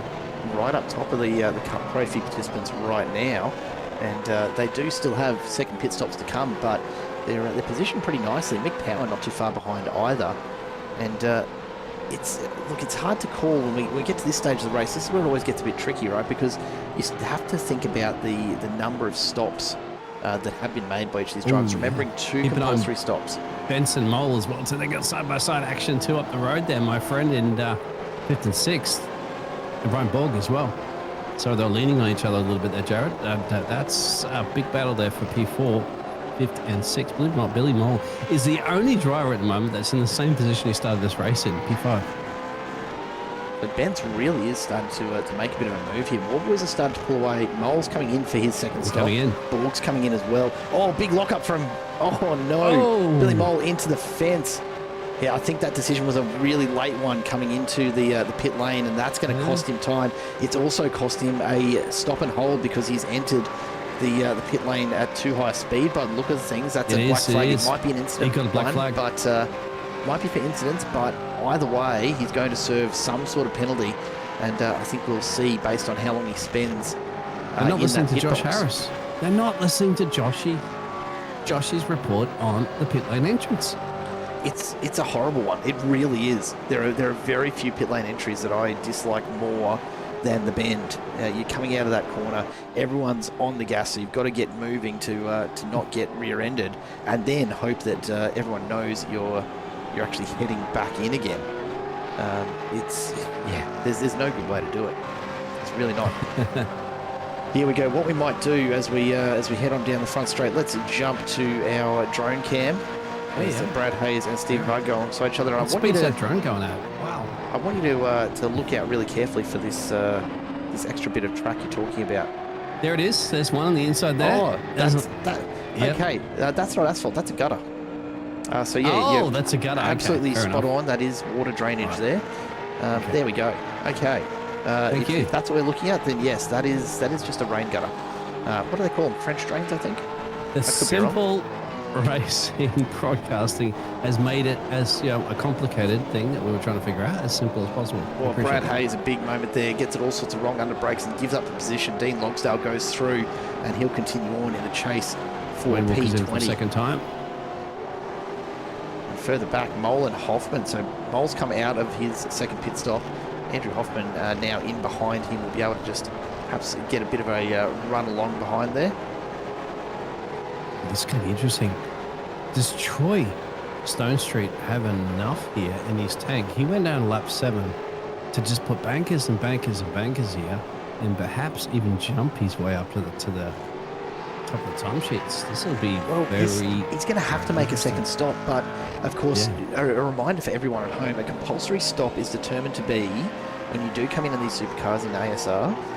The compulsory stop is completed when you get the car up onto the jacks. So Stone Street could potentially come on in, put it up on the jacks, take 1 litre of fuel and go straight back out if you wanted to.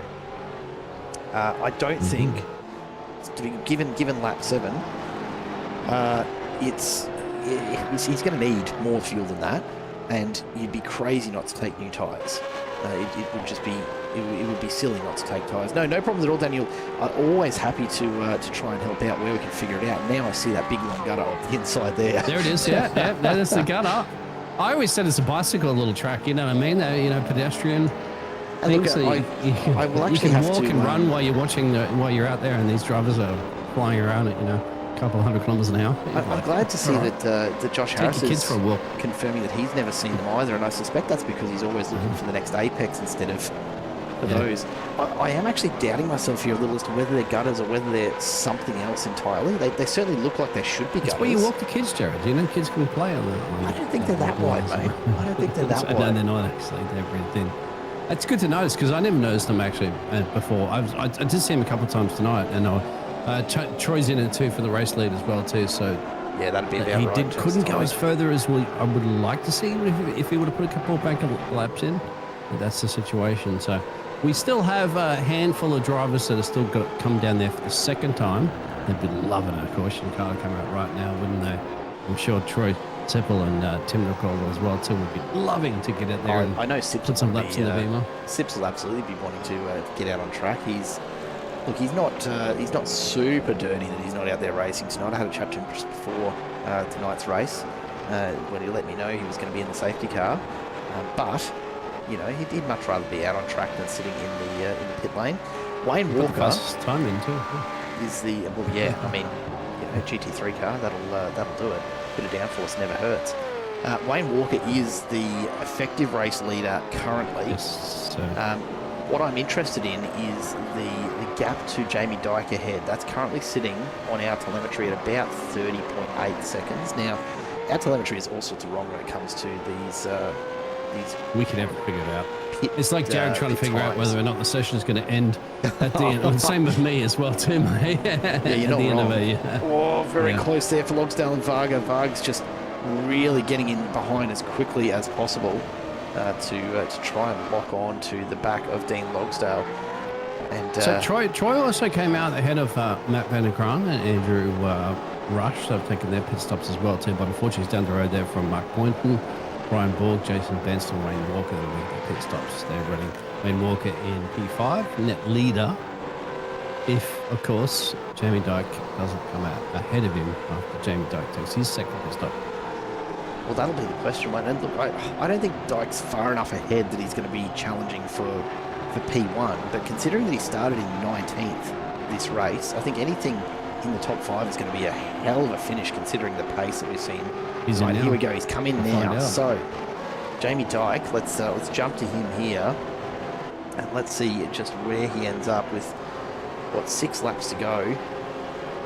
It's going to be close. You know, it's still actually a fair distance from Wayne Walker here to the pit lane, and Jamie Dyke's in his pit box now. Yep.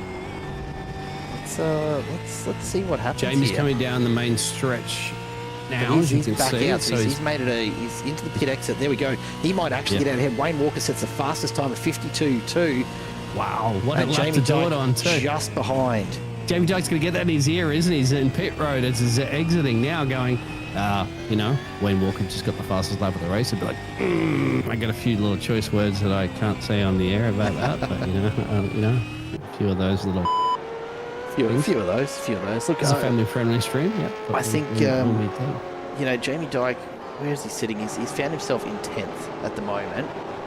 That'll effectively be 8th once Douglas and Wood come in for their second stop. So that's not a bad place to be if he can hang on to it. Finishing 8th from a 19th place start in this sort of company is not a bad one at all. Suggestion from the chat: if someone crashes, they have to wear a Glizzy suit. Look, mate, I don't know about that. We've got some pretty questionable race suits out there already as it is. I don't know if it needs to be anything more challenging. Now, if somebody crashes, you'll have to lock your girlfriend out of your Monaco apartment, and so she can actually subscribe to Twitch to actually tell her to get to let her in, back in during COVID with Charles Leclerc back in the day. It's a nice problem to have, isn't it? Having to get up and let someone into your Monaco apartment. It's like in a Monaco apartment. She's like, I can't get in my Monaco apartment there, Charles. You're up there playing on your game, the F1 game. I see Troy Stone Street in the back there of Mark as well, too, mate. Gets the move on the exit. Great drive out of the corner there. Stone Street's going to continue this. I don't think Poynton can hold it. He's not going to be able to. Drops back to 7th. Stone Street up into 6th place and continues his charge back towards the front runners. Look, no surprises at all to see Wayne Walker out in front. But it's, I don't know, it's not looking like it at the moment, I know. There's a lot of space between Walker and Bence in effective second here, but given how long the lap is, I actually don't think what we're going to see this season, and I know it's early days here, Biggles, but I don't think what we're going to see this season is the sort of dominance that Wayne Walker had last season. There's a lot of really quick drivers making their way through the field here. Stone Street is just one of them. Point and Van der Kraan, Warboys, Dyke, all still in it. You can see the group of 5 here just making their way through the left, right, left, or right, left, rights, depending on how you look at it, I suppose. It's yeah in Australia, yeah. Yeah, exactly right. Exactly right.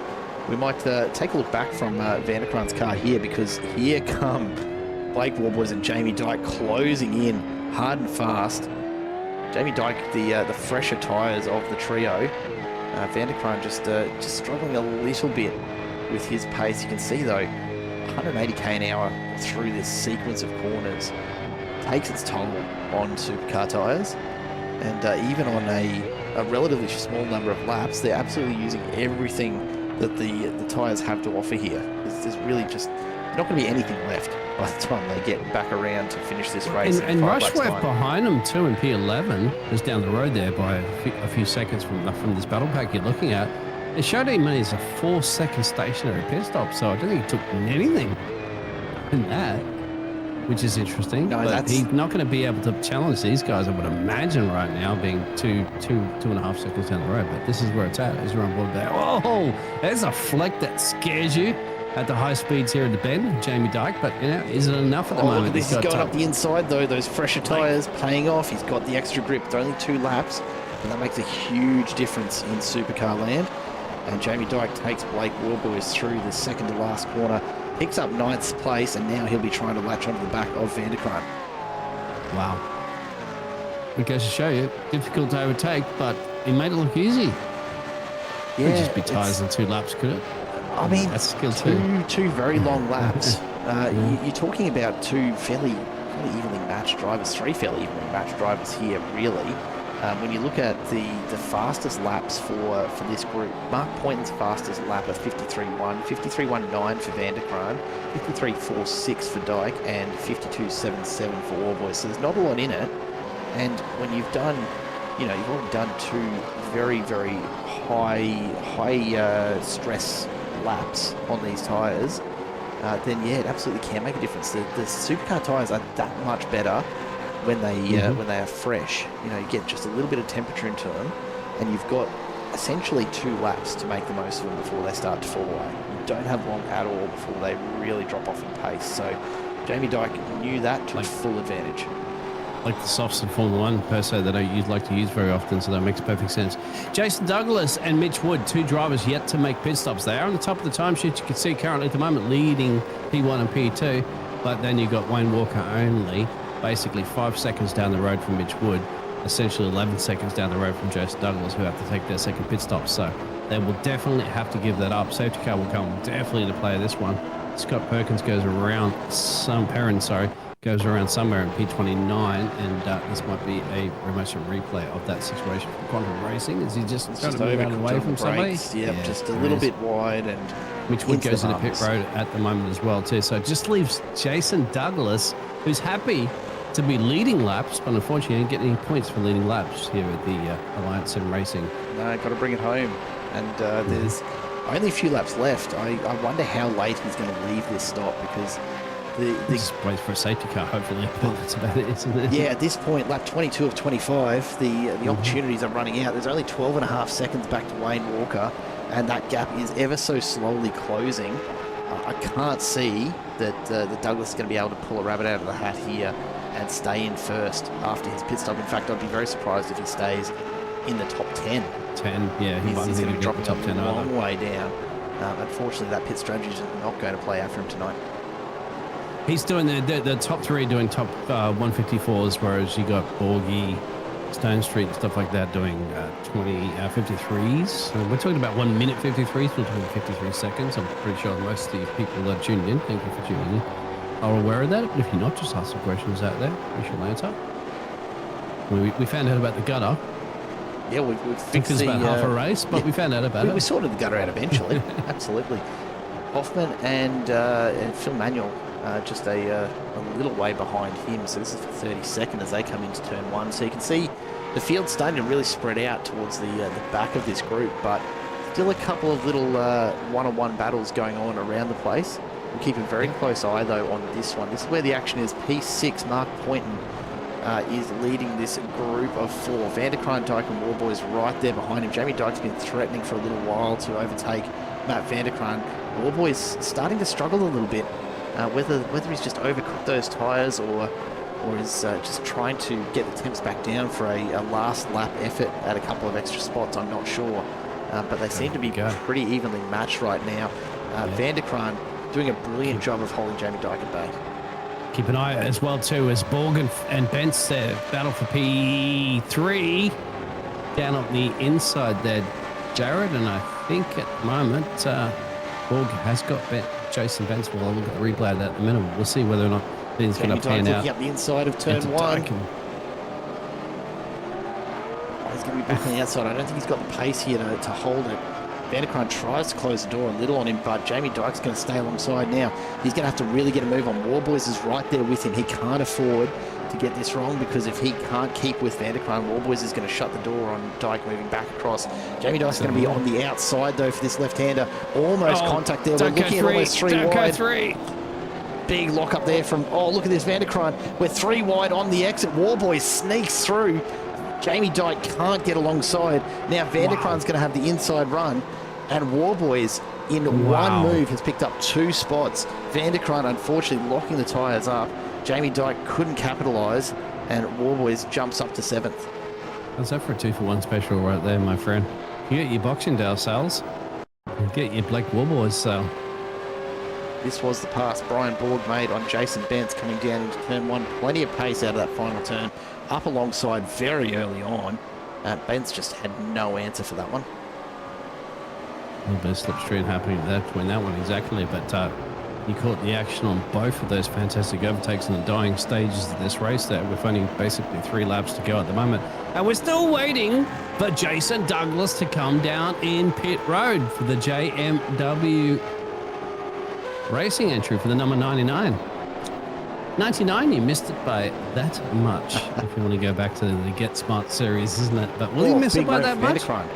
Big wiggle there.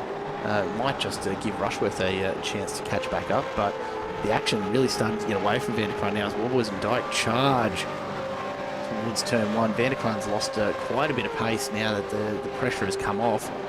And you can see Stone Street well out in front, pointing a long way down. Dyke's looking up the inside again. Warboys tries to defend. Yeah, the lift off a little bit there. Really is a little wiggle and a giggle and a bubble and a jiggle. That's what's going to happen, isn't it? These cars, considering that they've getting a little bit more worn down on the tyres. You got a little wiggle again there from Jamie Dyke for Fisher. Well, it's fishy motorsports cars. Fishes do wiggle, mate. That's right. They wiggle their tails to get a move on. And angry birds fly, so what's going on over here? Jamie Dyke closes that gap back up. I mean, they do, of sorts. Further back in the field, we've got Toth and Dunn. Jason Dunn, Scott Perrins. That's Scott Perrins going, no. Who was that? Was it Craig Rose ending up well off the track? I don't know how he's ended up out there. That's quantum physics for you right there, mate. Yeah, that's an interesting one. Dunn goes through on Toth for 28th. And Jason Douglas will have to come in on this lap, surely. Either that or he's just disregarded the need for 2 stops. Who needs rules? Yeah, well, look, you'd expect to see him coming in here, right? Sponsored by Bernie Eccleston, who's just going to buy the whole league and just make the rules up as it goes along. Well, he has to, yeah. So there we go. It's going to be the last lap area. He's coming in now. Comes in now, so Wayne... if he does get in properly... No, he's managed to get in there. He's got a black flag. He's got to stop and hold. Speeding in pit lane, Yeah. that's Jason Douglas's night done. No time left to make that up. He's top going to 10 going to a top 20 now. Yeah, he's going to have probably a 40-second stop and hold there. And that will be Jason Douglas all the way back to around P20, I would say. Yeah. As Wayne Walker will have a smiling face. Wayne Walker knew he had this race in the bag anyway, essentially, at this point. He's up 7 places in this one with the reverse grid. But, Wayne, as I said, Batman Walker, well, he's back, isn't he? The defending champion with the number 1 in the car is number 1 again, as we're still seeing the final battles here between Blake, Jamie Dyke there, and Vanderkruijs. I don't know if anyone's got anything left in the tank here to mount much more of an effort, as long as they can keep it clean for the rest of this lap. I mean, they're only a third of the way through. It's a 4.5, almost 5 kilometre lap here at the bend.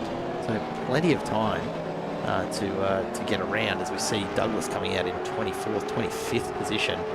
And perhaps even a little further back, 26th now as he makes his way out the pit exit. 27th continues to drop. Penthouse to the outhouse, isn't it? Mate, I tell you what, you cannot afford to make that sort of an error when you've tried that sort of strategy.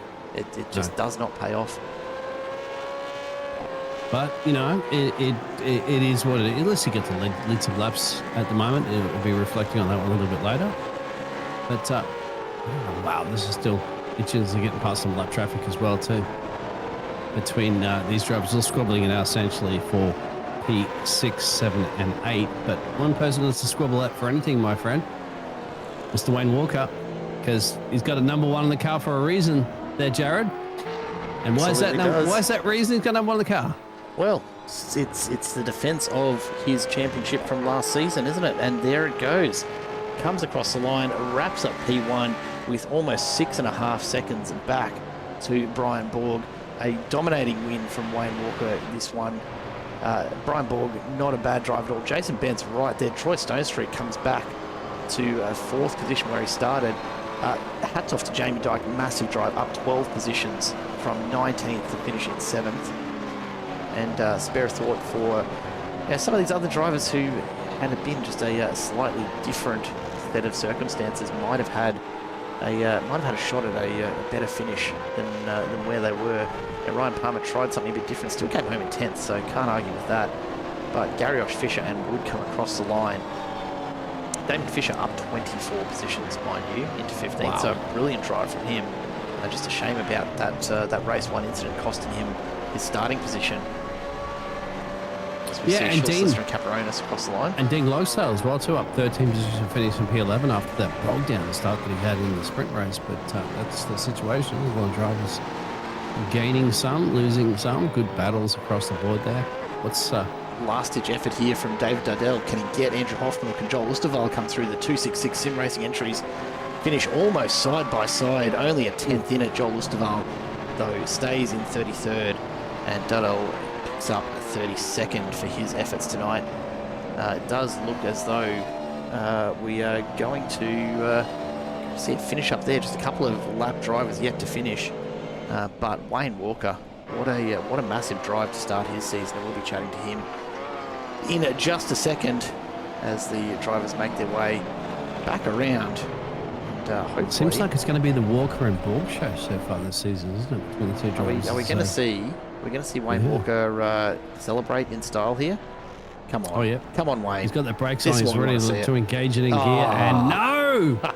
Brian Oh, Borg, that's a penalty point. That's a penalty point loss, isn't it? Now for not doing that. Look, I'll work it out with the with the admin. Brian Borg looked like he was taking the SVG approach and just trying to drift it all the way home. Yeah. Why not? Why not? Bit of fun. And let's face it, rear-wheel drive, all that power. What else do you do with it? And does he hit the pit lane limiter?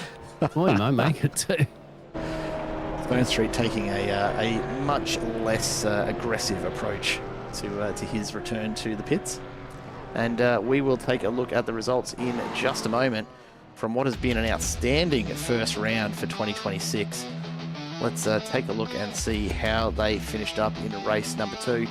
Wayne Walker takes the win and makes it look relatively easy by the end of things. Brian Borg there in second, Jason Bentz in third, then Stone Street and Poynton behind them. Warboys and Dyke finished ahead of Matt Vanderkran, Andrew Rushworth and Ryan Palmer, rounding out your top 10 for race number 2. Logsdale and Haynes behind them, then Varga and Garriosh, Damon Fisher and Mitch Wood, with Chad Vigar and Mick Clifton behind them. Craig Schulz and Andrew Listener just sneaking in to the top 20 further back through the field. Jim Caparonis and Glenn Boyce, then Mick Power, a Southern Cross Racing trio just outside the top 20. And beyond that, Lon McKee, Billy Mole, Brad Grant, Jason Douglas finds himself down in 27th in the end, just ahead of Ernie Toth. Jason Dunn, Manuel Hoffman and Dardell behind them. Osterval, Brad Hayes, Nick Salvatore, Ken Latta and Travis Daly, then Scott Kearns, Darren Walden and Craig Rose rounding out your 40. Let's have a bit of a chat to some of our drivers from tonight. And we will start off with third place in race number 2. And we welcome to the booth Jason Bentz. G'day, Jason. Hey guys, how's it going? Mate, we are doing pretty well. It's certainly been a bit more comfortable up here than I suspect it was on track. It looked like hard work out there tonight. Mate, first race I've ever done with a sequential shift dust. So I'm pretty happy. Well, then you can't argue with that result, hard can you? work. The second race was a bit smoother, but there wasn't as much pressure. Well, that's can't argue with those sort of results at all. Mate, from our perspective, the opening 10 laps or so was almost a train of 40 cars from back to front. It really wasn't until after those first round of pit stops that it started to separate out and give anyone some clean air. What was that like from the cockpit? Was it as difficult as I suspect it might have been, just having to keep that level of concentration up? being at the front, I hate being at the front when there's a queue like that. I like being that second car in line. I feel like I'm a bit more smoother. So I didn't mind when I got past. always kind of nice to follow someone, isn't it? Yeah. Well, mate, look, a very good result to start off your season here. Round one at the Bend is done and dusted, and some nice little points coming your way. Anyone you want to say hello to or give a shout out to before we do let you go? Just a shout out to all the Quantum Racing boys and XCM boys. A pleasure to have you back in the booth once again. Hopefully not the last time we see you here for the season, hey? Yeah, hopefully. Fingers crossed. Jason, congratulations again on the results tonight, mate. Cheers, guys. Jason Bentz finishes in third place after a top 10 finish in race number 1 as well. Can't argue with that. But our second place tonight, a new entry to the Alliance Sim Racing stable, but certainly no stranger to V8 Supercars. We welcome to the booth for the first time here on Simple Racing Broadcasts, Brian Ball. G'day, Brian. Hey mate, how are you? Look, we were just saying to Jason, I reckon we're probably far more comfortable up here than you've been for the last 25 laps behind the wheel. It was hard work out there on track is what we're hearing. Yeah, it was. Actually, race 1 was a lot harder for me. Obviously, when you've got Blake behind you and, you know, you're leading the race, there's a lot more pressure. That race just then was just a little bit messy on my end. But yeah, I got a fair penalty for it. Well, mate, I mean, for a messy race, coming home in second is nothing to be sneezed at, and to back up a top finish in the first race, it's not a bad start to your season, though, is it? Yeah, it is. It's a good start. Just finding out who you're racing against as well. Obviously, I've been racing different people, so you still got to find out who you're racing with. So everyone drives a little bit different. But it was good racing. I really enjoyed it.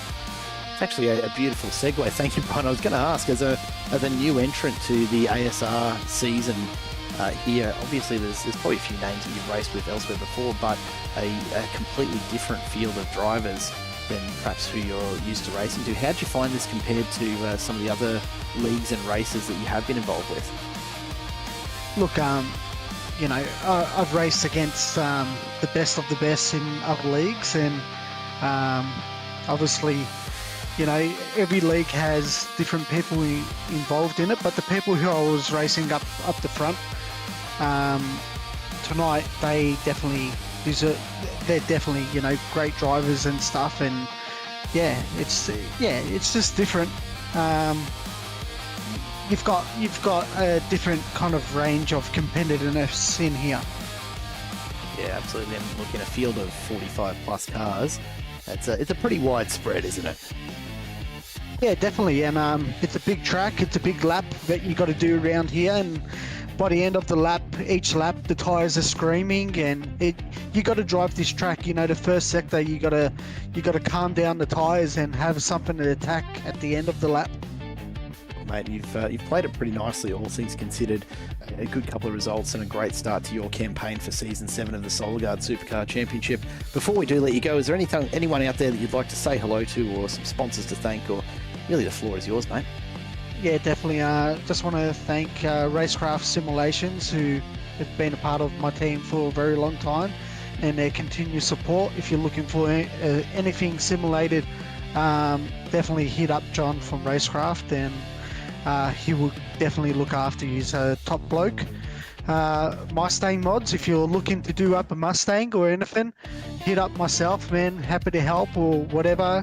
It's our business. So yeah, if you got a Mustang, yeah, please give us a ring, and we'll look after you. And just thank you for putting on a great show. Appreciate the broadcast, boys. Mate, can't put on a great show without great driving, and tonight is absolutely what you've delivered. Brian Ball, congratulations on your results here tonight.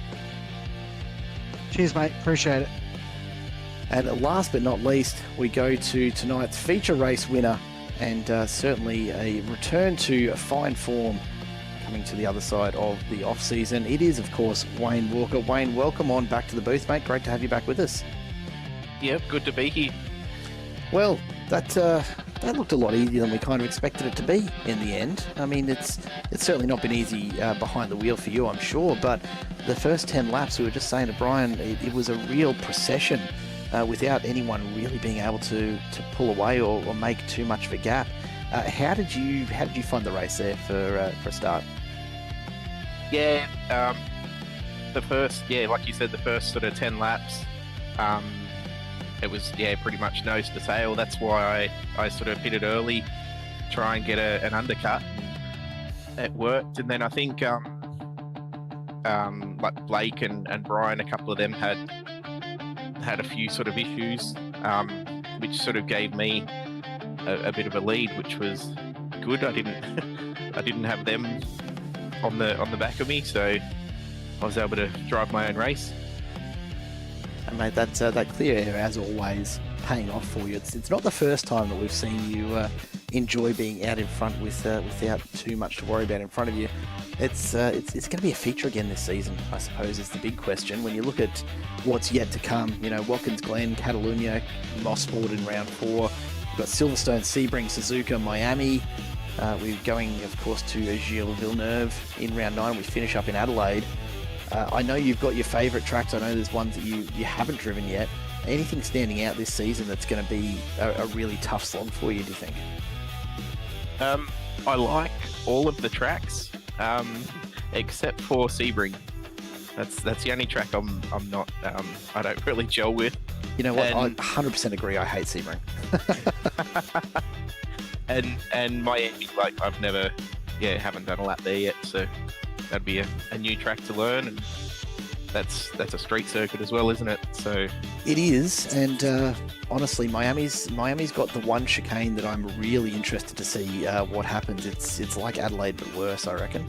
So okay. it'll be interesting to see these supercars getting pushed to the limit through there. I suspect we'll be seeing more than one safety car come out of that chicane, but that's a few weeks off yet, mate, so I wouldn't worry too much about that until at least mid-February. For now, though, the best possible start to your campaign for Season 7. Before we do let you go, as always, anyone that you want to say hello to? Yeah, just everyone who, helps run the league, race control, you guys for the broadcast. You do an amazing job every week. All the other competitors, this season there's a few new names coming in. That's upping the competition again. So that's always good. My team, Accelerate Sim Racing, and all my teammates for all their help and that through the week. And our sponsors, Abbey Timber, Primal Wheels, Box Lock Narang, and Modern Deck. Mate, as always, an absolute pleasure to talk to you, Wayne. Congratulations on the results for round 1, and no doubt we'll be chatting to you again in the not too distant future. Yep, thank you. Wayne Walker taking out the race win there for race number 2, and certainly a whole bunch of points for him, Biggles. Mm-hmm. It's pretty much the start I expected from Walker, I'll be honest. But there's a whole bunch of names there as we look down the top 20. A whole bunch of names there that had some really, really quick times tonight and really would have finished a lot further up had it not been for some of those race 1 shenanigans, let's say.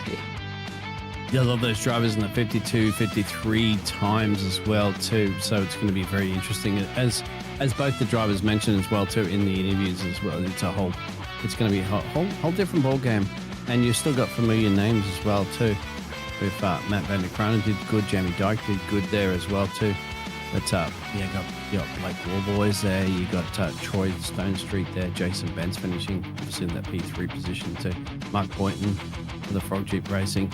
Ryan Palmer, Dean Logsdale that came back and bounced back obviously in this situation from a not great start. The first one, Vargsy finished in P13. Unlucky for some. Well, he finished in P13.